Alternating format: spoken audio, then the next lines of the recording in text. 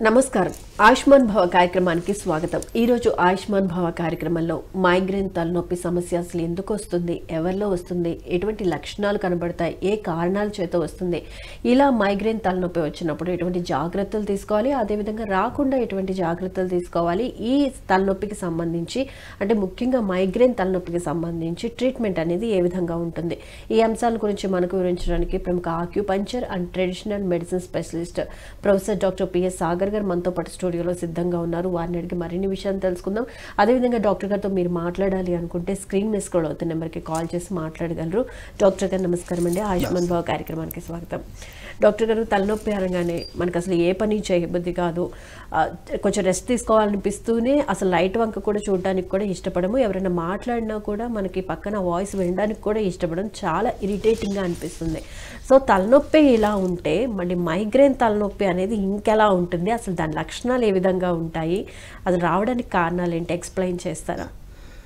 Difference ఏం లేదమ్మా.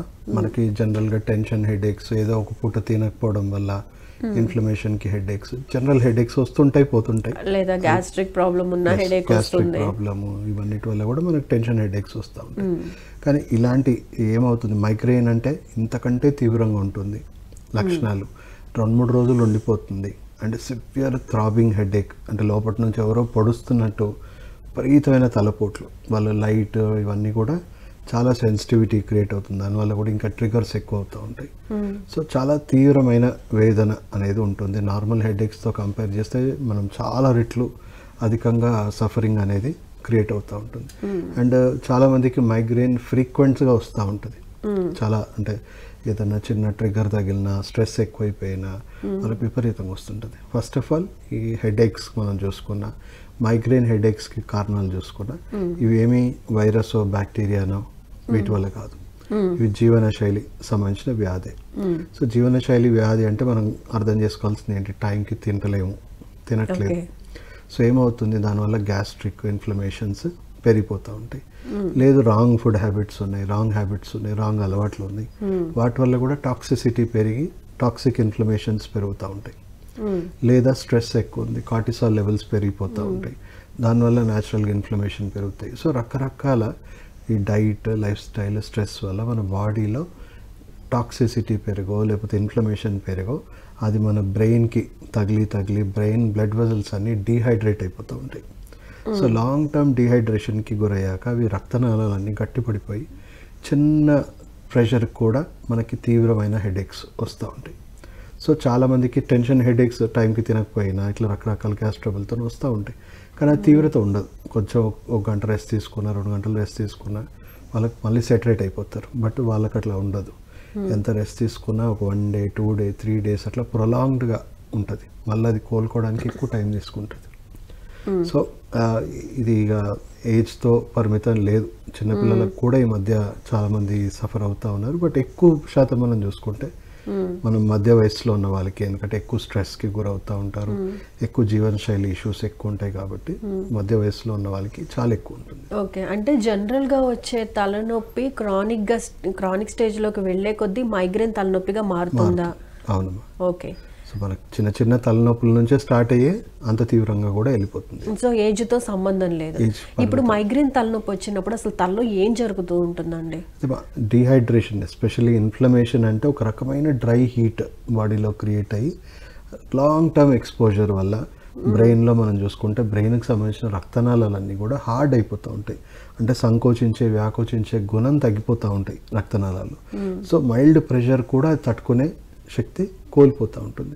మనం బ్రెయిన్కి మైగ్రేన్ హెడేక్ పేషెంట్స్కి మీరు వెళ్ళి ఎంఆర్ఐ తీయించినా కూడా వాళ్ళకి ఏమీ డ్యామేజ్ ఉండదు, రిపోర్ట్స్ అన్నీ నార్మల్గా వస్తాయి. ఎందుకంటే రక్తనాళాలు హార్డ్ అయ్యాయి అంతే. అది సో రక్తనాళాలు హార్డ్ అయినాయి, చాలా ఇంకా ఎక్కువ హార్డ్ అయిపోతే కానీ, ష్రింక్ అయిపోతే కానీ అది బయటపడు. సో యూజువల్గా మైగ్రేన్ హెడేక్ ఉన్న పేషెంట్స్లో 90% పేషెంట్స్కి ఎంఆర్ఐ తీసినా కూడా నార్మల్గా వస్తుంది. ఒకవేళ మైగ్రేన్ తలనొప్పితో సఫర్ అవుతున్నారు, ఏదైనా టాబ్లెట్స్ ఒక 2-3 డేస్ యూజ్ చేస్తే ఓకే తగ్గుతుంది, మళ్ళీ ట్రిగ్గర్ అవుతూ ఉంది, ఇలా జరుగుతూ ఉంది, ఇలా జరగంగా కొద్ది కాలానికి ఇంకా ఎటువంటి కాంప్లికేషన్స్కి దారి తీస్తుందండి? ఎస్పెషల్లీ బ్రెయిన్ పరంగా మనం చూసుకుంటే ఇలాగే ఇన్ఫ్లమేషన్ గురయ్యి లాంగ్ టర్మ్లో ఏమవుతుంది, మైగ్రేన్ని మేము ఒక రకంగా ఫుల్ ఫ్లెడ్జ్డ్ డిసీజ్ అనుకోం. పేషెంట్స్కి అదే చెప్తాం, ఇది రోగం కాదు రుగ్మత, అంటే రాబోయే పెద్ద ప్రాబ్లంకి ఇది ముందొచ్చే హెచ్చరికలుగా మనం భావించాలి వీటిని. ఓకే. సో లాంగ్ టర్మ్ ఇలాగే మనకి ఇన్ఫ్లమేషన్ గురయ్యి రక్తనాళాలు కుచించుకుపోయి ష్రింక్ అయిపోయి మనకి బ్లడ్ ప్రెషర్ ప్రాబ్లమ్స్ అడిషనల్గా ఉన్నాయి అనుకోండి, స్ట్రోక్ వచ్చే ప్రమాదం ఎక్కువ ఉంది. మనం ఒక రకంగా చూసుకుంటే బ్రెయిన్ స్ట్రోక్ అనేది సెకండ్ లార్జెస్ట్ కిల్లర్. సో వాళ్ళకి ఎస్పెషల్లీ బ్రెయిన్ స్ట్రోక్ వచ్చే ప్రమాదాలు చాలా ఎక్కువగా ఉంటాయి. లేదా ఒకవేళ అదృష్టవశాత్తు వాళ్ళకి బ్లడ్ ప్రెషర్ ఇష్యూస్ లేవు, స్ట్రోక్ రాకపోయినా వాళ్ళకి అవన్నీ రక్తనాళాలు కుచించుకుపోయి హార్డ్ అయిపోయి కుచించుకుపోయి అల్జైమర్స్ లాంటివి, అంటే మతిమరుపు అలాంటి ఫ్యూచర్లో ఏజింగ్ ప్రాసెస్లో అవి కూడా వచ్చే ప్రమాదాలు ఎక్కువ ఉన్నాయి. అంటే మనం మైగ్రేన్ ఫుల్ ఫ్లెడ్జ్డ్ డిసీజ్ కాదు, అదొక లక్షణం, అంటే రాబోయే పెద్ద ప్రమాదాలకి శరీరం ఇస్తున్న హెచ్చరిక అనుకోవాలి. సో మనం దీనికి పాపం ట్రీట్మెంట్ ఇంగ్లీష్ మెడిసిన్లో ఓన్లీ పెయిన్ కిల్లర్స్ జీవితాంతం వాడాలి అంటాం. అంటే ఆకలేస్తుంది అని శరీరం మీకు కంప్లైంట్ చేస్తే ఇది స్ట్రెస్ ఎక్కువగా ఫీల్ అయినా లేకపోతే ఇమ్యూనిటీ సరిగ్గా లేకపోయినా ట్రిగ్గర్ అవుతూ ఉందని చెప్పారు కదా, మరి లైఫ్ లాంగ్ ఎందుకు వాడాలంటున్నారు? ఏది అదేనమ్మా. సో అంటే మీ మెడిసిన్లో కాదు వేరే మెడిసిన్లో ఎందుకు వాడాలి? ఇంగ్లీష్ మెడిసిన్లో మీరు ఫస్ట్ తెలుసుకోవాల్సింది ఏంటి, మన వైద్యానికి ఇంగ్లీష్ మెడిసిన్కి ఉన్న డిఫరెన్స్ ఏంటంటే, ఇంగ్లీష్ మెడిసిన్లో కేవలం లక్షణాలకు మాత్రమే వైద్యం. పూర్తిగా డ్యామేజ్ అయిపోయాక, అంటే అదే స్ట్రోక్ వచ్చాకనో ఇంకేదైనా వచ్చాక అప్పుడు లాస్ట్కి సర్జికల్ ట్రీట్మెంట్స్ చేస్తారు. సో ప్రతి రోగానికి అదే అప్రోచ్ ఉంటుంది, లక్షణాలకు మాత్రమే వైద్యం. సో ప్రాథమిక దశలో ఉన్నప్పుడు మన చిన్న చిన్న హెడేక్స్ ఉన్నప్పుడు వెళ్తాం డాక్టర్ దగ్గరికి, వెళ్తే ఆ రోజు ఆ పూట గడవడానికి ఒక పెయిన్ కిల్లర్ ఇస్తారు, రెస్ట్ తీసుకోమా తగ్గిపోతుంది. సో మళ్ళీ ఏమవుతుంది, ఇది మెల్లమెల్లిగా ముదిరిపోయి లోపల మైగ్రేన్ హెడేక్ కిందకి వస్తుంది, ఇంకా తీవ్రమైన పెయిన్ కిల్లర్స్ ఇవ్వడం అండ్ 2-3 రోజులు రెస్ట్ తీసుకోవాలి అని చెప్పడం, తర్వాత ఇలాగే డోసేజ్ పెంచడం, ఇదే జరుగుతుంది. సో ఓన్లీ లక్షణాలకే వైద్యం. సో అది ఇంకా ముదిరిపోయి పెద్ద పెద్ద ప్రమాదాలు వచ్చాక అప్పుడు కూడా సర్జికల్ మేనేజ్మెంట్, అంతేగాని ఎలాంటి ప్రివెన్షన్ క్యూర్ అంటూ ఉండదు. సో మనం తెలుసుకోవాలి ఆ విషయం. మనకి రోజు ఉపశమనానికే వైద్యం జరుగుతుంది కానీ రోగాన్ని మనం నయం చేసుకోవట్లేదు. అదే వేరే మనకి ట్రెడిషనల్ మెడిసిన్ అక్యుపంక్చర్లో ప్రివెన్షన్ అండ్ క్యూర్, అంటే మీరు అర్లీ హెడేక్స్ ఇప్పుడు చూడండి, హెడేక్ రూపంలో ఉన్నప్పుడు జనరల్గా చిన్న చిన్న హెడేక్స్కి డాక్టర్స్ దగ్గరికి ఎవరు రావాలని అనుకోరు. జనరల్గా ఏ జెండు బామ్ లాంటివో లేకపోతే పెయిన్ కిల్లర్స్ అలాంటివి అప్లై చేయటమో ఏదన్నా ఒక టాబ్లెట్ వేసుకోవడమో దాంతో సరిపెట్టేస్తారు. కానీ ఇనీషియల్ స్టేజ్లోనే జనరల్గా వచ్చే చిన్న చిన్న తలనొప్పులకి డాక్టర్ని సంప్రదించరు. మరి అటువంటి సిచ్యువేషన్లో నిజంగా డాక్టర్ని సంప్రదిస్తేనే మంచిదా? ఎలా? ఒక్కటమ్మా, 2 రకాలుగా నష్టపోతున్నాం అక్కడ. ఇప్పుడు మనము పెయిన్ కిల్లర్స్ వల్ల మేనేజ్ చేయడం వల్ల మనకు సైడ్ ఎఫెక్ట్స్ యాడ్ అవుతున్నాయి, డిలే అవుతూ ఉంది. ఇంకోవైపు మనం ఇంట్లో మేనేజ్ చేసిన మేనేజ్మెంటే, లోపల మన జీవన శైలిలో మనం ఏం తప్పులు చేయడం వల్ల మనకు వస్తున్నాయో వాటిని సరిదిద్దుకుంటే అది అక్కడితో సమాప్తం, మనకి ఇంకా పెరగదు. సో చాలామందికి వాళ్ళకి అర్థం అవుతుంది, అరే నేను టైంకి తినప్పుడే నాకు హెడేక్ వస్తుంది, సో నేను ఇప్పటి నుంచి టైంకి తినాలి. ఓకే, సో అట్లా కొన్ని చిన్న చిన్న జీవనశైలి మార్పులు చేసుకొని వాళ్ళ శరీరాన్ని అర్థం చేసుకొని అప్పుడే క్లియర్ చేసేసుకుంటే అది ఇంకా పెంచి పోషించినట్టు కాదు. సో అక్కడ ఒకవేళ మా వైద్యాన్ని ప్రాథమిక దశలోనే మీరు సంప్రదించడం జరిగితే మేము అదే చూస్తాం, మీ జీవనశైలిలో ఏం తప్పులు జరగడం వల్ల మీకు ఆ ఇన్ఫ్లమేషన్ అనేది పెరుగుతూ ఉంది. సో దాన్ని కట్ ఆఫ్ చేసి యాంటీ ఇన్ఫ్లమేటరీ డైట్స్ చెప్పడము అండ్ కొంతవరకు జీవనశైలిలో ఎక్కడ తప్పులు జరుగుతున్నాయో వాటిని కరెక్ట్ చేసుకోమని చెప్తాం. హెడేక్ తగ్గడానికి మాకు పెయిన్ కిల్లర్ కూడా అవసరం లేదు. మీకు కొన్ని ప్రెజర్ పాయింట్స్ చూపిస్తా. మీకు జనరల్ హెడేకే వచ్చింది అనుకోండి, ఈ థంబ్ ఉంది కదా, ఈ థంబ్ టిప్ పార్ట్ ఏదైతే ఉందో ఇవి బ్రెయిన్కి సంబంధించిన రిఫ్లెక్స్ ఏరియాస్ ఇవి. దీన్ని మీరు ఇక్కడ ప్రెస్ చేయాలి, ఇలా బొటన వేలుతో ఇలా ప్రెస్ చేసుకోండి. లేదా ఏదైనా పెన్సిల్ వెనక వైపు నుంచి ఇది ప్రెస్ చేసుకుంటూ ఉంటే మీకు బ్రెయిన్లో ఎండార్ఫిన్స్, అంటే మనం వాడే పెయిన్ కిల్లర్ కంటే కూడా పవర్ఫుల్ పెయిన్ కిల్లర్ మన బ్రెయిన్లోనే ఉంది. సో దాన్ని ఎండోమార్ఫైన్ అంటాం. మార్ఫైన్ పెయిన్ కిల్లర్ తెలుసు కదా. సో ఎండోమార్ఫైన్ రిలీజ్ అవుతే అంతకంటే ఎక్కువగా పెయిన్ కిల్లర్ రాగా రిలీజ్ అయ్యి బ్లడ్ వెజల్స్ కూడా కొద్దిగా డైలేట్ అయిపోయి ఇన్స్టెంట్గా రిలీఫ్ వచ్చేస్తుంది. కొన్ని సెకండ్స్లో 7 సెకండ్స్లో నుంచే మీకు యాక్షన్ స్టార్ట్ అయిపోతుంది. సో పేషెంట్స్కి మేము పెయిన్ కిల్లర్స్ ఇవ్వాల్సిన అవసరం లేదు. ఇలాంటి కొన్ని ప్రెషర్ పాయింట్స్ ఉన్నాయి శరీరంలో, సులభంగా వాళ్ళకి తగ్గిపోతుంది. సో వాళ్ళు ప్రాథమిక దశలోనే వాళ్ళ పెయిన్ కిల్లర్స్ వాడకుండా జీవనశైలిని కరెక్ట్ చేసేసుకోవడం వల్ల పెద్ద ప్రమాదం రాకుండా చూసుకోవచ్చు. ఒకవేళ మైగ్రేన్ హెడేక్స్తో కూడా బోల్డ్ అంతమంది పేషెంట్స్ వస్తారు మా దగ్గరికి.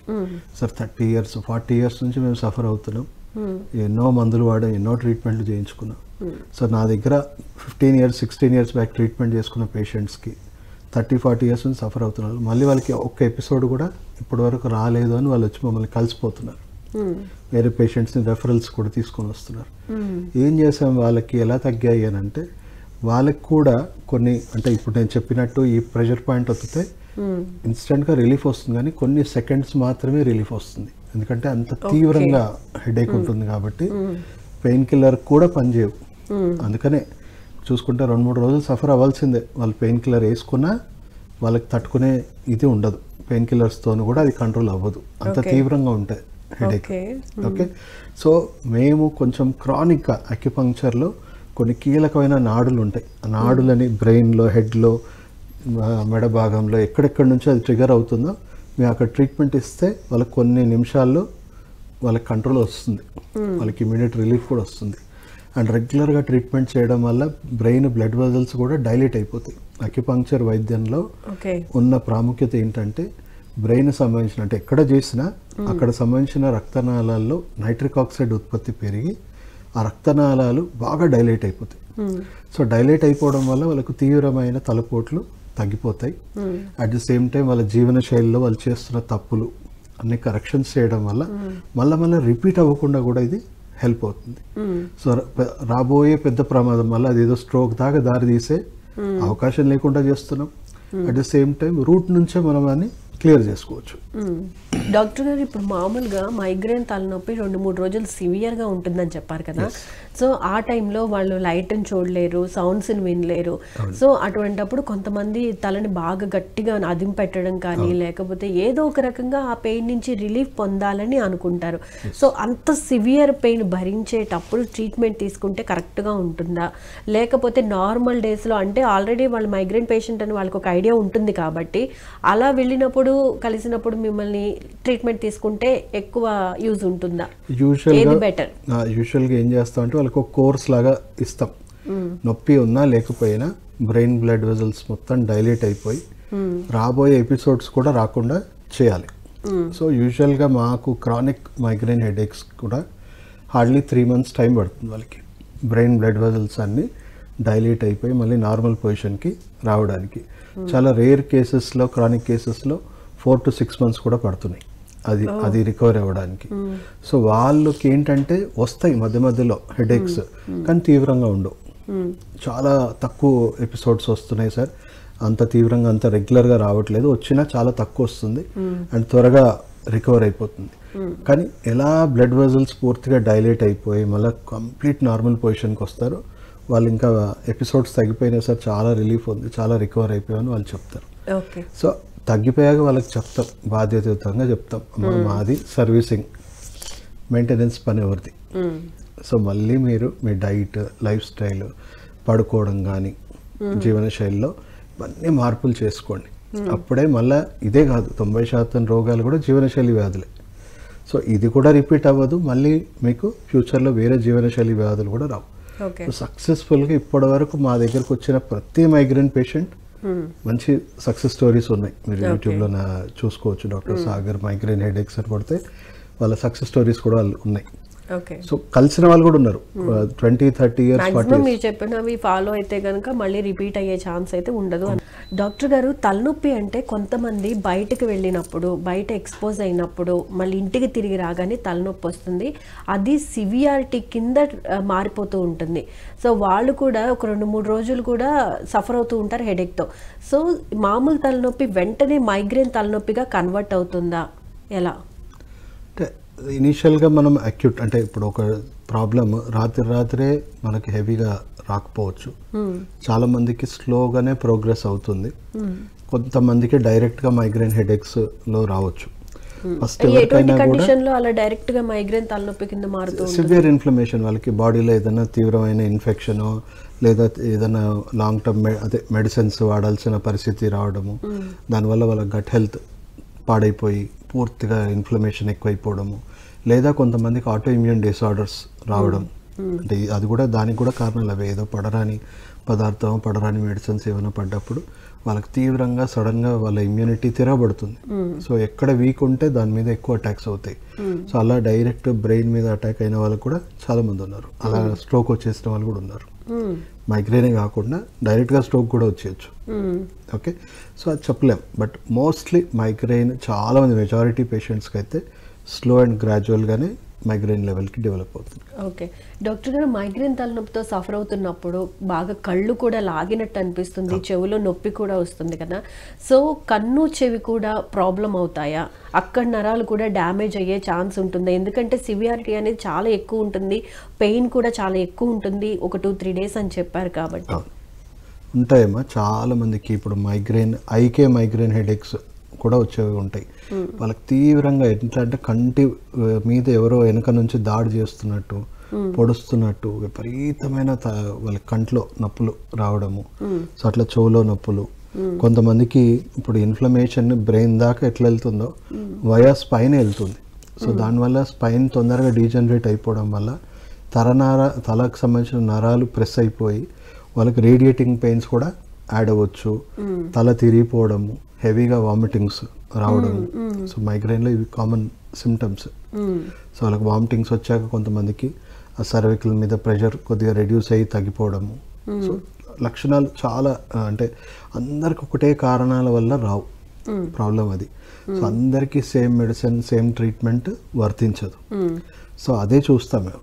అందరికీ ఇప్పుడు ఉండొచ్చు ఇన్ఫ్లమేషన్, కామన్ ఫ్యాక్టర్ ఉండొచ్చు. ఆ ఇన్ఫ్లమేషన్కి రకరకాల కారణాలు.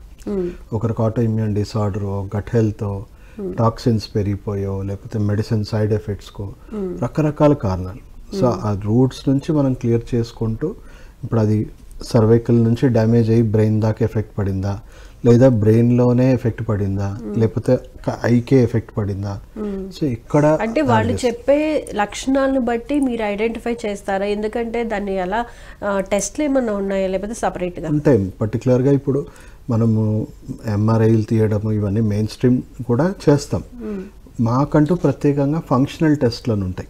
ఇప్పుడు బయట జరిగే టెస్ట్లో మనం ఏం చూస్తాము, ఎంత డ్యామేజ్ అయింది రోగ నిర్ధారణ చేయడానికి మనం చేస్తాం. బట్ ఆరోగ్య నిర్ధారణ జరగాలి. ఆరోగ్యం తగ్గితేనే అనారోగ్యం వస్తుంది. ఆరోగ్యంలో అంటే ఇప్పుడు ఇమ్యూనిటీలో మార్పులు, టాక్సిన్స్, లేకపోతే ఇన్ఫ్లమేషన్స్, డెఫిషియన్సీస్, ఇవన్నీ అవయవాల పనితీరులో మార్పులు, హార్మోన్స్ పనితీరులో మార్పులు, వీటిని మనం ఫంక్షనల్ ఇంబ్యాలెన్స్ అంటాం. అంటే మనకు ఆరోగ్యంలో మార్పులు వచ్చాయి, ఆ మార్పుల వల్ల డ్యామేజ్ అవుతుంది. అంటే ఫంక్షనల్ ఇంబ్యాలెన్స్ వల్ల ఫంక్షనల్ డ్యామేజ్ అవుతుంది. సో డ్యామేజ్ ఒక్కటి చూస్తే సరిపోదు క్యూర్ అవ్వాలంటే. డ్యామేజ్ మూలాలు కూడా తెలుసుకోవాలి. ఫంక్షనల్ ఇంబ్యాలెన్సెస్, ఫంక్షనల్ డెఫిషియన్సీస్ని కూడా చూసుకోవాలి.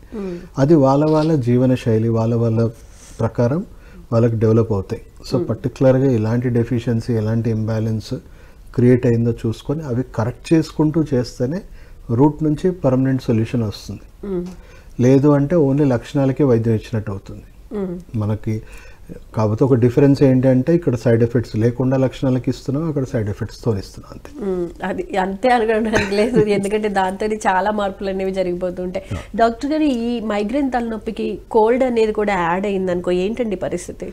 కోల్డ్ అంటే ఇప్పుడు మనకేంటి, ఒక వైరల్ లేకపోతే ఎలర్జీ అలాంటివి జరుగుతాయి. సో ఆల్రెడీ ఉన్నాయనుకోండి, అది కూడా ఒకటి ఫార్మ్ ఆఫ్ ట్రిగరే వాళ్ళకి. సో కోల్డ్ ఉన్న వాళ్ళకి ప్రతి ఒక్కరికి మైగ్రేన్ వస్తా అంటే రాదు. మైగ్రేన్ ఉన్న వాళ్ళకి మాత్రం కోల్డ్ వస్తే మాత్రం అదొక ట్రిగర్గా అనుకోవచ్చు మనం. ట్రిగర్ వాళ్ళకి ఇమ్మీడియట్గా ఆ కోల్డ్ మేనిఫెస్టేషన్ వల్ల, ఇన్ఫెక్షన్స్ వల్ల వాళ్ళకి ట్రిగర్ అవుతుంది. ఎందుకంటే ఆక్సిజన్ లెవెల్స్ పడిపోతాయి, స్ట్రెస్ ఎక్కువైపోతుంది. సో న్యాచురల్గా ఇన్ఫ్లమేషన్ మళ్ళీ బూస్ట్ అవుతుంది. మరి ఫుడ్ అండి, ఫుడ్ విషయంలో ఎటువంటి జాగ్రత్తలు తీసుకోవాలి? అండ్ మైగ్రేన్ తలనొప్పి రావడానికి ఫుడ్ అనేది కూడా ఒక రీజన్ అవుతుందా? ఎస్ డెఫినెట్లీ అండి.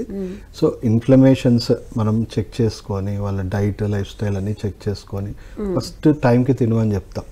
టైమింగ్స్ ఫాలో అవ్వమంటాం. అంటే పర్టికులర్ ఒక ఫుడ్ తింటే మైగ్రేన్ తలనొప్పి కింద కన్వర్ట్ అవుతుందా? అంటే పర్టికులర్గా అంటే ఇప్పుడు ఎక్కువ జంక్ ఫుడ్ వేరేమ్మా. ఎక్కువగా జంక్ ఫుడ్ ఏం చేస్తాయి, గట్ హెల్త్ డ్యామేజ్ చేసేస్తుంది మనకి. అది చెడు బ్యాక్టీరియా ఎక్కువైపోతుంది. న్యాచురల్గా ఇన్ఫ్లమేషన్స్ చాలా హెవీ. ఇప్పుడు మనం చూసుకుంటే యూత్లో ఎక్కువ ఇదే ఉంటుంది, junk food related life style related ఇష్యూసే ఎక్కువగా మనకు కనబడుతూ ఉంటాయి. సో ఆబ్వియస్లీ అందు గురించే హిస్టరీ టేకింగ్ అనేది చాలా ఇంపార్టెంట్. పేషెంట్ రాగానే మాకు ఒక హాఫ్ అన్ అవర్ 40 minutes చాలా డీటెయిల్డ్ హిస్టరీ తీసుకుంటాం. ఇక వాళ్ళ జీవన విధానము, వాళ్ళు ఎన్ని సంవత్సరాల నుంచి సఫర్ అవుతున్నారు, వాళ్ళ డైట్ ఎలా ఉంటుంది, లైఫ్ స్టైల్ ఎలా ఉంటుంది, దాన్ని బేస్ చేసుకుంటే ఒక 50% ఐడియా వస్తుంది మాకు ఎందుకో ఇవన్నీ జరుగుతున్నాయని. సో మళ్ళీ దాని తర్వాత డయాగ్నోసిస్లోకి వెళ్తాం. అప్పుడు దాని రూట్ ఏంటి, ఇప్పటివరకు ఎంత సఫర్ అయ్యారు, ఎంత డ్యామేజ్ ఆల్రెడీ అయ్యింది. సో పూర్తి అవగాహన, పూర్తి అన్ని డాట్స్ని కనెక్ట్ చేసుకొని వాళ్ళ జీవన శైలిలో ఎలాంటి తప్పులు జరుగుతున్నాయి, తర్వాత మెడిసిన్లో ఏమేమి వాడితే వాళ్ళకి అది ఇంప్రూవ్ అవుతుంది, ట్రీట్మెంట్ పరంగా వాళ్ళకి ఎంత అవసరం, అంటే నాన్ సర్జికల్గా ఏదైనా ట్రీట్మెంట్స్ అవసరమా, లేకపోతే బేసిక్ వాళ్ళకి వాళ్ళు చేసుకునే ఇంట్లో చేసుకునే రెమెడీసే సరిపోతాయా. సో అక్యూట్ కండిషన్స్ ఉన్న వాళ్ళకి నేను అక్యుపంక్చర్ ట్రీట్మెంట్ కూడా సజెస్ట్ చేయాలి. Just pressure points, diet correct చేసుకుంటేనే వాళ్ళే చెప్తారు, సరే 1 monthలో తగ్గిపోయింది, 3 monthsలో తగ్గిపోయింది అని వాళ్ళే హ్యాపీగా చెప్తారు.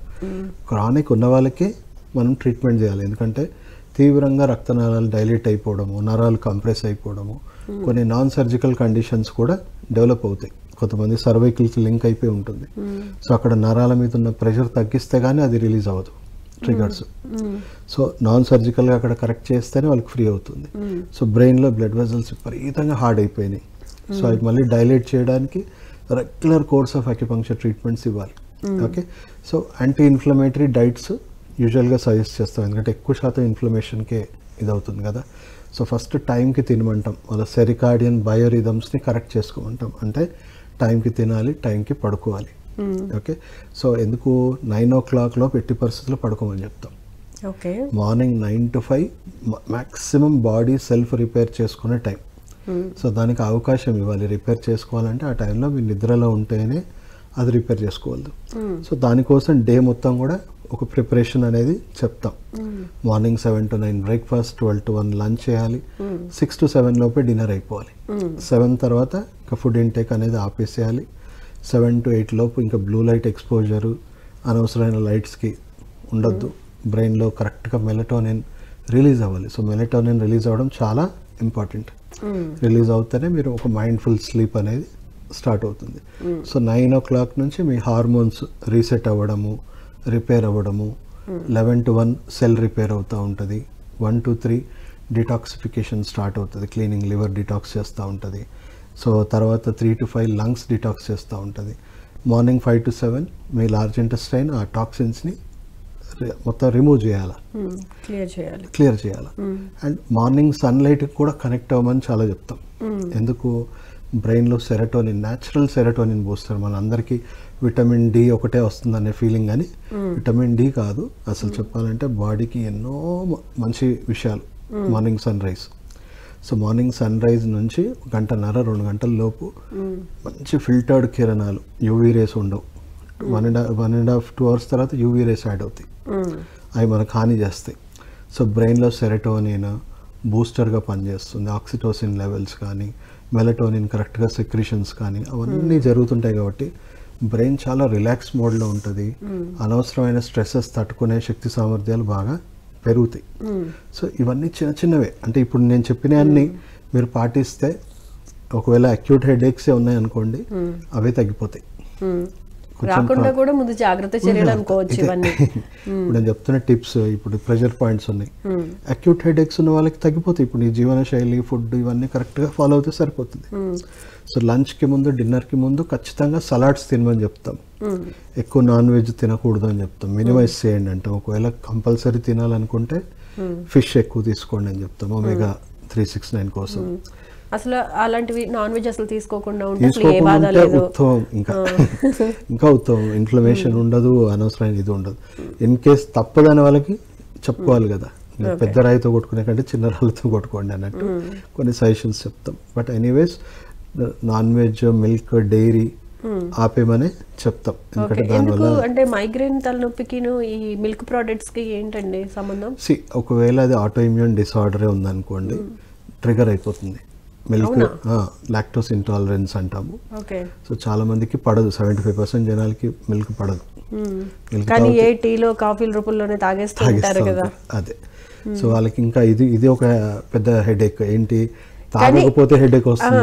హెడేక్ లో ఇవి తాగితే తగ్గుతాయి అన్నట్టు ఫీల్ అవుతూ సో ఉంటారు. కెఫీన్ అడిక్షన్, ఇప్పుడు కెఫీన్ ఫుల్ డిహైడ్రేషన్ చేస్తుంది. మీరు తీసుకోకపోతే చూడండి ఇమీడియట్ గా మీకు తలనొప్పి వచ్చేస్తుంది చాలా మందికి. అవును, ఆ టైంకి అదొక అది అడిక్షన్. తీసుకోకపోతే. సో ఎందుకయింది అది మీకు, అది ఆ డ్రగ్ లో నుంచి వచ్చే ఇన్ఫ్లమేషన్ కి డిహైడ్రేట్ అయ్యి మీ హెడ్ అట్లా అయిపోయింది. ఆ డ్రగ్ టైం టు టైం ఇస్తేనే మీకు రిలాక్సేషన్ వస్తుంది. సో లాంగ్ టర్మ్ ఈ టీ కాఫీ కన్జ్యూమ్ చేసే వాళ్ళకి కూడా మైగ్రేన్ హెడేక్స్ చాలా ఎక్కువగా వస్తాయి. లాంగ్ టర్మ్ ఎక్స్పోజర్ వల్ల వాళ్ళకి కూడా ఇన్ఫ్లమేషన్ ఎక్కువ అవుతుంది. ఓకే, సో డైరీ ప్రోడక్ట్స్ అనేవి మాక్సిమం అవాయిడ్ చేయాలి. ఓకే డాక్టర్ గారు, ఇప్పుడు జనరల్ గా చూస్తే మైగ్రేన్ తలనొప్పి 2-3 రోజులు బాగా సఫర్ చేస్తుందా అని అంటున్నారు కదా. ఇప్పుడు అలా సఫరింగ్ అయ్యే టైంలో కోపం, చిరాకు అనేవి తారాస్థాయిలో ఉంటాయి. మరి ప్రాబ్లం అలాంటిది కాబట్టి, సో బీపీ ఉన్న వాళ్ళకి ఇట్లాంటి మైగ్రేన్ తలనొప్పి వస్తే ఏంటి పరిస్థితి? ఆబ్వియస్లీ ఇప్పుడు మీకు మైగ్రేన్ ఉన్నప్పుడు అసలు ఎవరు మాట్లాడినా లైట్కి అన్ని సెన్సిటివిటీ ఎక్కువైపోతుంది. ఆల్రెడీ తల లోపల నుంచి బాధేస్తూ ఉంటుంది. ఎవరైనా మాట్లాడుతున్నా అది డిస్టర్బెన్స్ లాగా ఫీల్ అవుతారు. యూజువల్గా మైగ్రేన్ ఉన్న వాళ్ళు కన్ఫైన్ అయిపోతారు. వాళ్ళకి రూమ్లోకి వెళ్ళిపోయి చీకట్లో ఉండాలనే ఫీల్ అవుతారు. మనుషుల మధ్యలో ఉండలేకపోతారు. సో ఆబ్వియస్లీ బ్లడ్ ప్రెషర్ కారణాలు ఏంటి? అది ఇన్ఫ్లమేషనే. మీకు నేను ఏం చెప్పాను, బ్రెయిన్కి రక్తనాళాలకు హార్డ్ అయిపోయి మనకు మైగ్రేన్ వస్తుంది. అలాగే హార్ట్కి సంబంధించిన రక్తనాళాలు హార్డ్ అయిపోవడం వల్ల బ్లడ్ ప్రెషర్ వస్తుంది. సో రెండింటికి ఆల్మోస్ట్ సేమ్ కారణాలు. ఓకే, ఇది హార్ట్ రక్తనాళాలకి మన డైజెస్టివ్ సిస్టమ్ నుంచి తగిలి డిహైడ్రేట్ అయిపోయి రక్తనాళాల్లో ప్రెషర్ తట్టుకునే సామర్థ్యం తగ్గిపోయింది. దాన్ని blood pressure. So blood pressure కూడా ఆల్మోస్ట్ ఇప్పుడు ఈ ట్రీట్మెంట్ కాంబినేషన్లో చేస్తూ ఉంటే వాళ్ళకి బ్లడ్ ప్రెషర్ కూడా తగ్గిపోతుంది. హార్డ్లీ 3 to 8 months లోపు చాలామంది బ్లడ్ ప్రెషర్ మెడిసిన్స్ కూడా ఆపేయాల్సిన పరిస్థితి, ఆపేయచ్చు కూడా. ఓకే, వాటర్ని ఫ్రీక్వెంట్గా తీసుకునే లెక్క అయితే కనుక ఇటువంటి మైగ్రేన్ తలనొప్పి అనేది రాకుండా ఉంటుందా? మైగ్రేన్ తలనొప్పికి ట్రిగర్ పాయింట్లో వాటర్ కూడా ఒకటా? ఎస్ మా, ఎందుకంటే చాలామందికి వాటర్ సరిగా తాగరు. సో దానివల్ల ఏమైపోతుంది, న్యాచురల్గానే హీట్, ఇన్ఫ్లమేషన్ ఓవర్గా అయిపోతుంది. సో వాటర్ తాగకపోవడం వల్లనే మైగ్రేన్స్ వస్తున్నాయా అని అంటే కొంతవరకు నిజమే అది. వాటర్ రెగ్యులర్గా తాగని వాళ్ళకి ఎక్కువగా డిహైడ్రేషన్ ఉంటుంది, ఎక్కువగా ఇన్ఫ్లమేషన్ ఉంటుంది కాబట్టి వచ్చే అవకాశాలు ఎక్కువ ఉంటుంది. బట్ మొత్తం వాటర్ వల్లనే అవుతుంది అంటే కాదు. ఓకే, రకరకాల కారణాలు ఉన్నాయి. బట్ ఎక్కువ శాతం మనకు వచ్చే అవకాశాలు మాత్రం ఉన్నాయి వాటర్ తక్కువ తాగే వాళ్ళకి. ఓకే డాక్టర్ గారు, ఈ మైగ్రేన్ తలనొప్పి వచ్చినప్పుడు ఎటువంటి జాగ్రత్తలు తీసుకుంటే 2-3 రోజులు సఫర్ అవ్వాల్సిన పని లేకుండా ఉంటుంది? ఎస్ మా, చెప్పినట్టు వాళ్ళు ఫస్ట్ డైట్ రిస్ట్రైన్ అయిపోవాలి. రెగ్యులర్ తినే డైట్స్ ఆపేసి ఓన్లీ జ్యూసెస్ మీద ఉండాలి. ఎందుకంటే బాడీలో మ్యాక్సిమం ఇన్ఫ్లమేషన్ని కట్ డౌన్ చేసేయాలి. ఓకే, అంటే సాలిడ్ ఫుడ్ తీసుకోకూడదు. సాలిడ్ ఫుడ్ ఆపేసి ఓన్లీ జ్యూసెస్ ఒక 1 to 2 days జ్యూసెస్ మీద ఉండగలిగితే బాడీలో చాలా మటుకు ఇన్ఫ్లమేషన్ అనేది రెడ్యూస్ అయిపోతుంది. ఫ్రూట్ జ్యూసెస్ అంతవరకే పరిమితం అవుతాయి, ఇన్ఫ్లమేషన్ కట్ డౌన్ అయిపోతుంది. దానివల్ల అండ్ ఈ పచ్చి కూరగాయలు లేకపోతే ఈ ఫ్రూట్స్లో మనకు నైట్రిక్ ఆక్సైడ్ ఎక్కువ ఉంటుంది. సో నైట్రిక్ ఆక్సైడ్ వల్ల యాంటీ ఇన్ఫ్లమేషనే కాకుండా బ్లడ్ వెజల్స్ తొందరగా డైలేట్ అవ్వడానికి హెల్ప్ అవుతుంది. ఎలాగో వాళ్ళకి తినబుద్ధి అవ్వదు, చాలా డిస్టర్బ్ అవుతూ ఉంటారు. నార్మల్గా ఫుడ్ కానీ ఇవి కానీ అస్సలు ఇంట్రెస్ట్ చూపించరు. ఒకవేళ తిన్నా కూడా వామిటింగ్స్ కూడా అయిపోతాయి కదా కొన్ని సందర్భాల్లో.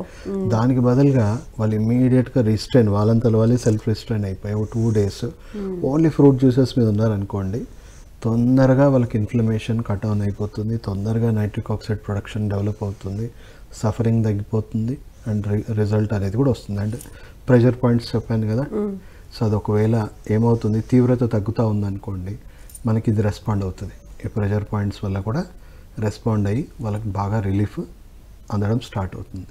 సో ఈ ఎపిసోడ్స్ అంటే మీరు చెప్పినట్టు, మీరు అడిగిన ప్రశ్నకి వాళ్ళకి ఆ తీవ్రత తగ్గి తొందరగా రికవర్ అవ్వడానికి అది హెల్ప్ అవుతుంది.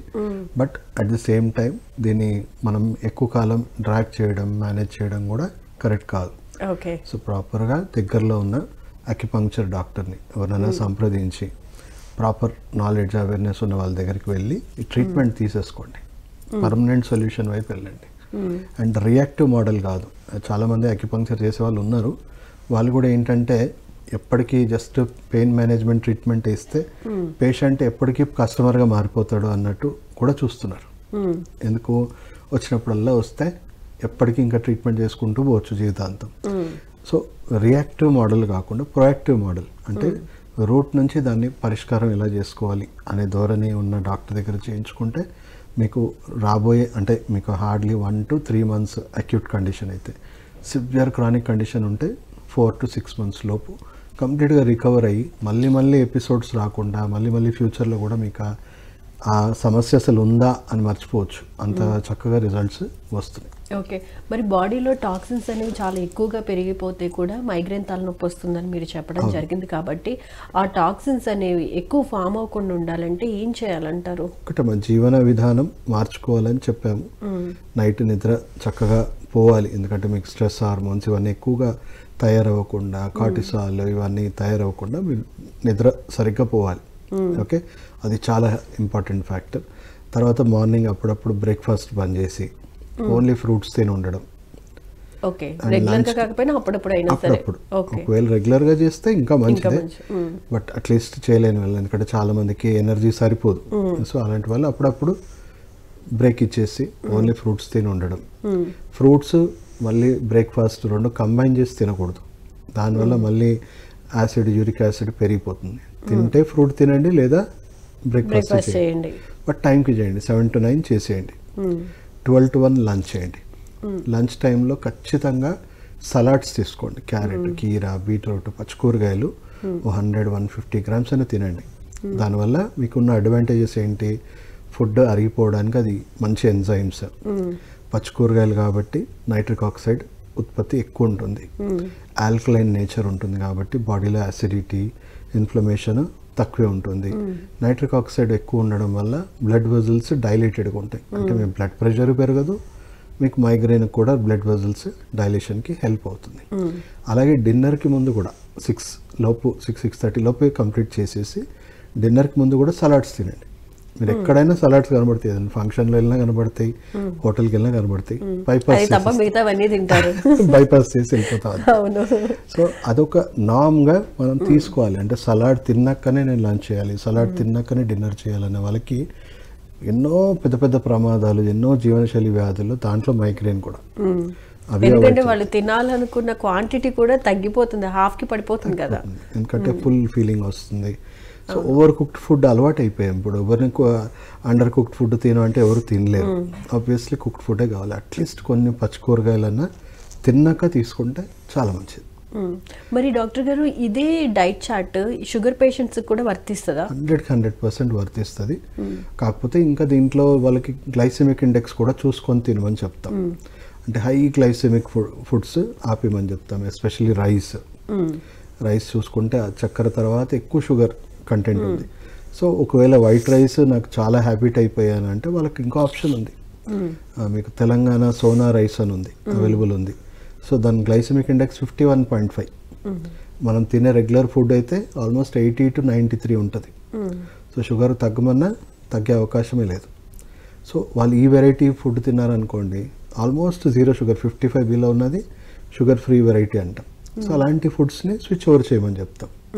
దానివల్ల వాళ్ళు షుగరు పెరగదు, at the same time inflammation, ఇవన్నీ జీవనశైలి వ్యాధులు ఇవన్నీ కూడా చాలా కంట్రోల్లో ఉంటుంది.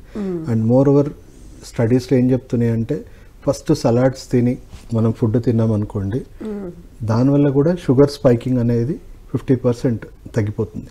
అంటే ఫాస్ట్గా పెరగదు. ఇప్పుడు మీరు రైసే తిన్నారు, ఫస్ట్ సలాడ్ తిన్నారనుకోండి, రైస్ నుంచి సడన్గా గ్లైసెమిక్ ఇండెక్స్ హై లెవెల్లో పెరిగేది చాలా స్లోగా పెరుగుతుంది, గ్రాడ్యువల్గా పెరుగుతుంది.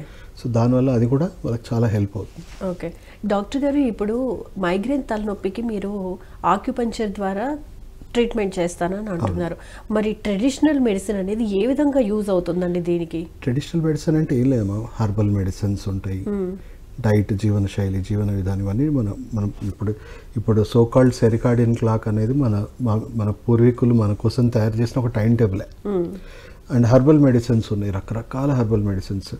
సో హర్బల్ మెడిసిన్స్లో కొన్ని బ్లడ్ వెజల్స్ డైలేట్ చేయడానికి, లేకపోతే మీ అవయవాల పనితీరులో ఏమైనా డిఫెక్ట్స్ ఉంటే దాన్ని బాగా చేసుకోవడానికి. సో హర్బ్స్ ఎప్పుడు తీసుకుంటాం? ఎప్పుడైతే మీరు సిక్ ఉన్నారో అప్పుడే తీసుకుంటాం. ఆహారం కాదు, ఔషధాలు అవి. ఎప్పుడు తీసుకోవాలి? ఆరోగ్యం బాగాలేనప్పుడే దాన్ని బాగా చేసుకోవడానికి మనం హెర్బల్ మెడిసిన్స్ వాడతాం. సో అందరికీ ఇవ్వము. ఎవరికైతే ఏదైనా ఫంక్షనల్గా వాళ్ళకు తీవ్రంగా అనారోగ్యాలు ఉంటే వాటిని బాగా చేసుకోవడానికి మనం హెర్బల్ మెడిసిన్స్ని స్విచ్ ఓవర్ అవుతాం. డాక్టర్ గారు, ఇక్కడ కొంతమంది ఏం చేస్తారంటే ఒకసారి మెడిసిన్ యూజ్ చేసిన తర్వాత పని చేసింది బాగుంది అనుకున్న తర్వాత వాళ్ళ లైఫ్ స్టైల్ చేంజ్ చేసుకోకపోగా ఎప్పుడైనా మళ్ళీ ట్రిగ్గర్ అయినప్పుడు వెంటనే ఈ మెడిసినే యూజ్ చేసేస్తూ ఉంటారు. అలా వాడుకోవచ్చా? ఏ మెడిసిన్ అంటారు? అంటే మీరు ఇప్పుడు ట్రెడిషనల్ మెడిసిన్లోనే ఏ మెడిసిన్ అయినా సరే అంటే వాళ్ళ సివియారిటీని బట్టి మెడిసిన్ అనేది చేంజ్ అయిపోతుందా, లేకపోతే నేను అప్పుడు వాడినప్పుడు నాకు తగ్గింది కదా సో ఇప్పుడు కూడా నేను వాడి తగ్గించుకుంటాను డాక్టర్ని సంప్రదించకుండా అని యూజ్ చేస్తూ ఉంటారు కదా, వాళ్ళు అలా చేయడం మంచి పనేనా? చాలా మందికి రెస్పాండ్ అయ్యే అవకాశాలు ఉన్నాయి, కానీ మెజారిటీ మెంబర్స్కి అది రెస్పాండ్ అవ్వకపోవచ్చు. ఎందుకంటే కొంతవరకు రెసిస్టెన్స్ వచ్చేస్తుంది. మనం ఇచ్చే మెడిసిన్స్ ఇప్పుడు యాంటీబయాటిక్సే ఉన్నాయి, ఒక కోర్స్ లాగా దాన్ని ప్రాపర్గా వాడితేనే మంచిది. మధ్యలో డాక్టర్ చెప్పకుండా ప్రమేయం లేకుండా మనం స్టార్ట్ చేయడం కానీ మధ్యలో ఆపేయడం వల్ల కానీ అది దానివల్ల యాంటీబయాటిక్ రెసిస్టెన్స్ అనేది వస్తూ ఉంటుంది. అంటే ఆ మెడిసిన్స్ ఫ్యూచర్లో ఎలాంటి మీకు ప్రభావం చూపించకపోవచ్చు. సో అలాగే హెర్బల్ మెడిసిన్స్లో కూడా మనం ప్రాపర్గా వాడుకొని కొంతవరకు ఇంప్రూవ్మెంట్ రాగానే, సిమ్టమ్స్ ఇంప్రూవ్ కాగానే ఆపేస్తే ఏమవుతుంది, కొంతవరకు రెసిస్టెన్స్ క్రియేట్ అవుతుంది. ఆ మెడిసిన్ ఆల్రెడీ అలవాటు పడి ఉంది, సో మెడిసిన్కి ఇమీడియట్గా బాడీ రెస్పాండ్ అవ్వకపోవచ్చు. సో దానివల్ల రెసిస్టెన్స్ క్రియేట్ అవుతుంది. సో అప్పుడు ఏం చేయాలి? రెసిస్టెన్స్ క్రియేట్ అవుతే మెడిసిన్స్ మార్చేయాలి, ఎందుకంటే రెస్పాండ్ అవ్వదు, వేస్ట్ అవుతుంది. సో అందు గురించి ఏదైనా కూడా ఏ మెడిసిన్ వాడినా డాక్టర్ని సంప్రదించి వాడడం బెటర్, ఉత్తమం, మంచిది. సో ఈ పర్టికులర్గా ఈ మైగ్రేన్ తలనొప్పికి ఏంటంటే లైఫ్ స్టైల్ని మ్యాక్సిమం చేంజ్ చేసుకోవాలి. ఇన్ టైంలో డైట్ తీసుకోవటం కానివ్వండి, లేకపోతే ప్రాపర్ స్లీప్ ఉండేలా చూసుకోవటం కానివ్వండి, ఏదైనా సరే స్ట్రెస్గా లేకుండా కూల్గా ప్రశాంతంగా వాళ్ళ వర్క్ని వాళ్ళు చేసుకుంటూ ఉంటే కనుక ఇటువంటి సమస్యలు అనేవి రావని చెప్పినందుకు అండ్ మా కాలర్స్ అడిగిన ప్రశ్నలకు కూడా చాలా చక్కటి సమాధానం వివరించినందుకు ధన్యవాదాలండి. Thank you so much. చూస్తారు కదండి, ఇది ఇవాళ ఆయుష్మాన్ భవ కార్యక్రమ విశేషాలు. మరో ఎపిసోడ్లో మళ్ళీ కలుసుకుందాం. అంతవరకు చూస్తూనే ఉండండి PMC. నమస్కారం.